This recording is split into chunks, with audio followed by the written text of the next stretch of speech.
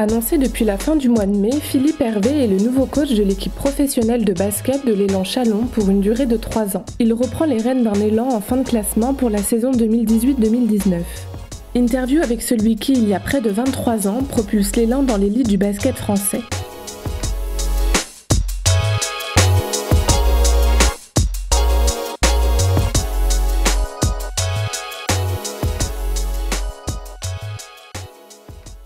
Le lien a toujours existé pour moi entre ce club et moi-même, hein, de par l'histoire qu'on y a construite il y a pratiquement maintenant presque 30 ans. Même si ça a été pour y finir une carrière de joueur, mais l'enchaîner par une carrière d'entraîneur et permettre avec d'autres personnes à ce club d'accéder vers le haut niveau, un haut niveau qu'il côtoie maintenant depuis 24 saisons avec différents entraîneurs à sa tête, mais j'ai grand plaisir à y revenir en tant qu'entraîneur de nouveau. C'est une histoire commune, hein, et puis moi j'ai débuté ma carrière professionnelle, de terminer celle de joueur, puis surtout débuter celle d'entraîneur.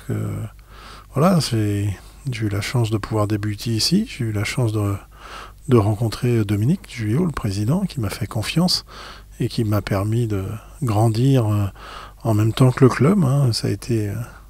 On a grandi ensemble, voilà, et donc on a d'autant plus plaisir à se retrouver tous ensemble aujourd'hui, parce que nombre des gens de l'époque sont encore présents aujourd'hui. Le club a décidé de tourner une page, une belle page de son histoire avec Jean-Denis, parce que, bon, vous le savez, les 2 dernières saisons étaient un peu plus difficiles.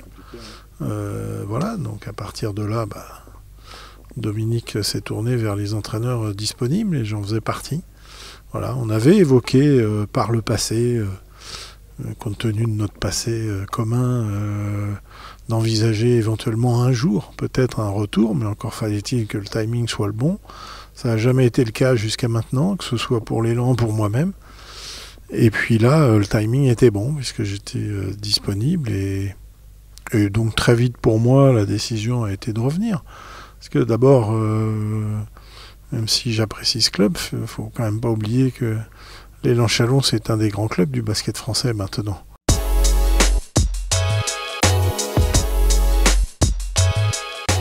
Je ne suis pas le même Philippe Hervé que quand j'ai débuté ce métier. Expérience qui fait que vous apprenez, vous développez des compétences. Alors, on a souvent dans un premier temps des compétences techniques, tactiques de tous les entraîneurs. Mais on comprend qu'il faut aussi développer des compétences managériales. Tout ça a évolué depuis. Le jeu a évolué, donc la méthode a évolué aussi. Donc ce sera différent. Il ne faut pas que les gens s'attendent à voir le même Philippe Hervé d'il y a 20 ans. Déjà, physiquement, il a changé. Donc, et la méthode aussi. Donc voilà. Et moi, je suis là pour épouser le projet sportif du club, et qui consiste déjà en premier lieu à accompagner des jeunes joueurs et leur permettre de développer, d'accéder au plus haut niveau. Ce qui est un petit peu une donne nouvelle par rapport au tout début où on essayait d'exister à ce niveau-là. Voilà. C'est un axe fort du projet du club. Alors ça veut dire que ça doit se traduire au niveau de l'équipe professionnelle, ça se traduit dans une structure d'équipe qu'on met en place et qui va être finalisée sous peu, le recrutement, mais qui permet à des jeunes de pouvoir disposer éventuellement d'opportunités pour, voilà, et qui plus est avec un travail au quotidien avec eux, et puis aussi avec des entraîneurs, puisque ma mission ne se limite pas à la simple structure professionnelle, je dois aussi accompagner les entraîneurs du club dans la formation, donc voilà, c'est tout un projet global qui m'intéressait, parce que c'est quelque chose que j'ai été aussi amené à faire longuement à Orléans à une époque. Ça y ressemble, mais si ce n'est qu'aujourd'hui, je peux le faire dans mon club on dira de cœur.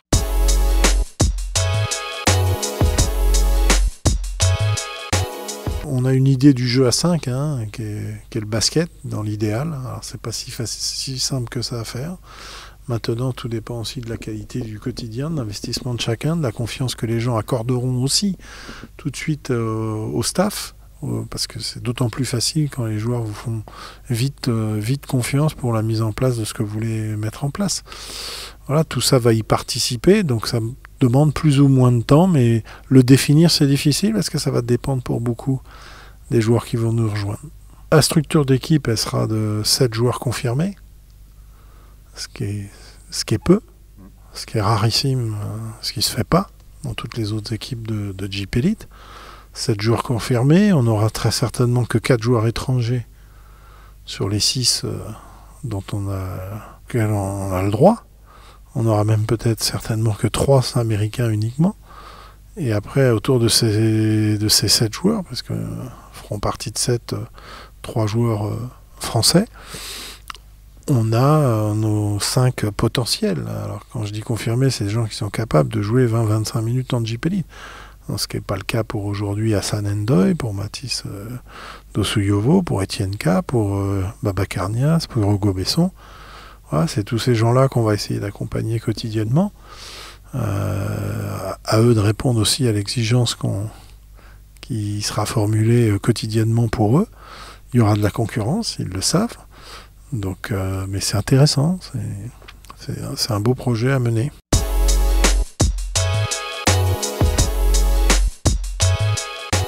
C'est difficile de parler de soi-même sur sa méthode.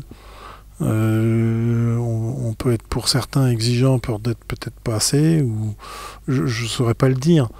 La seule chose que je fais, c'est qu'on essaye d'être à la fois bien évidemment exigeant, mais aussi valorisant, voire aussi recadrant quand il y a nécessité, parce que c'est 3 savoir-faire qui sont importants pour un entraîneur, pour faire en sorte de développer à la fois les compétences d'une équipe, aussi bien individuelle que collective, d'assurer la cohésion du groupe, parce que c'est un élément important de la performance, et puis faire en sorte que tout le monde joue avec un capital confiance suffisant, parce qu'il faut de la confiance pour pouvoir s'exprimer et être performant. Voilà, c'est un petit peu les axes de travail, mais après dire si la méthode elle est exigeante, dure, je sais pas, c'est pas à moi de le dire.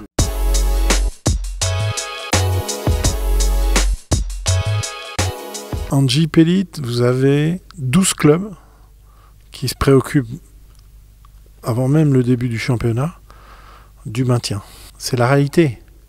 Et Châlons en fait partie de ces 12. Les 6 qui peuvent éventuellement pas se poser cette question-là au mois de septembre, on les connaît, hein, c'est Strasbourg, c'est Villeurbanne, c'est Monaco, c'est Le Mans, c'est Limoges, c'est Nanterre. Et voilà, on a fait à peu près le tour. Ça, c'est la réalité. Mais de la même façon, vous avez au moins une douzaine d'équipes qui prétendent aux playoffs. Et Châlons en fait aussi partie. Donc nous, on est dans les deux chapeaux. Voilà, donc on va avoir cette ambition d'aller chercher un playoff, ce qui était une habitude pour l'élan Châlons, ce qui ne l'était pas ces 2 dernières saisons. Mais le challenge est difficile, parce qu'en parallèle, bien évidemment, il faut essayer de responsabiliser des jeunes aussi. Donc, c'est pas aussi évident que ça à faire, mais c'est pour ça aussi qu'on a essayé de structurer l'équipe d'une certaine façon, avec 7 joueurs expérimentés qui doivent nous permettre de faire le résultat, et permettre en parallèle à des jeunes de s'exprimer. Parce que permettre à des jeunes de s'exprimer, il y a une condition, il faut qu'ils aient des bons joueurs autour d'eux. Et on l'a vu, Théo Malédon, s'il explose, il le doit à lui-même, mais il le doit aussi au fait d'avoir eu autour de lui des très bons joueurs à l'Asvel. Donc c'était d'autant plus facile de le faire jouer. Ça, c'est une condition. Donc il faut. J'espère qu'on ne sera pas trompé sur nos 7 joueurs confirmés. Si vous voulez responsabiliser des jeunes, ça veut dire qu'à un moment donné, il faut être prêt éventuellement faire démarrer un jeune. Parce que c'est ça, responsabiliser des jeunes, c'est leur donner un rôle important à un moment donné, donc peut-être démarrer dans un 5 majeur. Donc encore faut-il que les gens qui sont supposés le démarrer au départ acceptent cette orientation qu'on peut avoir. Pas sur tous les matchs, mais ce sera le cas. Donc il faut aussi que des gens les comprennent. Et c'est pour ça aussi qu'on a des joueurs expérimentés, que des garçons comme Ousmane, comme Mike, doivent aider à ça.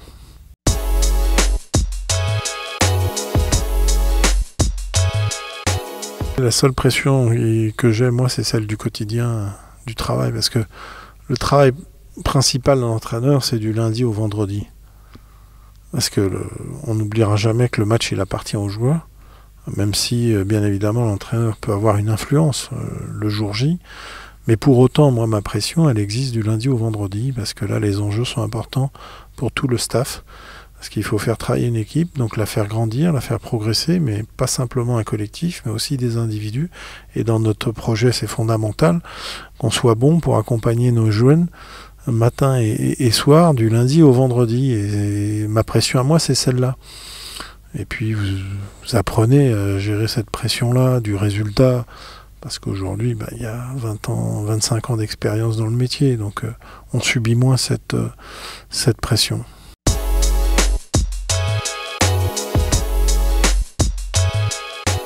Je rencontre des gens, ils sont impatients que la saison redémarre, ils sont impatients de connaître l'équipe. Mais bon, je ne suis pas sur Chalon même, donc je ne croise pas tant que ça. Mais moi, j'ai plaisir à les retrouver. Alors, j'espère qu'ils en auront bien évidemment autant inversement.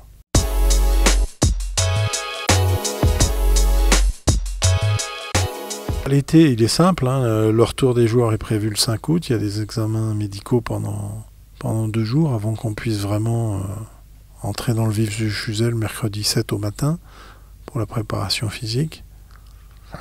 Et puis c'est une pré-saison de 6 semaines et demie. Donc il y a déjà 2 semaines et demie de travail avec un lourd programme de préparation physique. On va se construire un collectif, on va se construire aussi un mental. Et la préparation physique y participe. On aura le temps derrière de faire un bilan de la pré-saison avant de faire un bilan de lancement de la saison. Voilà à peu près comment les choses se passent. On essaiera aussi de faire une réunion, la globalité du club, une petite fête tous ensemble avec tout le back-office du club aussi. C'est important. Voilà, parce que l'élan Chalon, c'est une famille. Et donc, c'est important que ça fonctionne bien. Rendez-vous à la rentrée.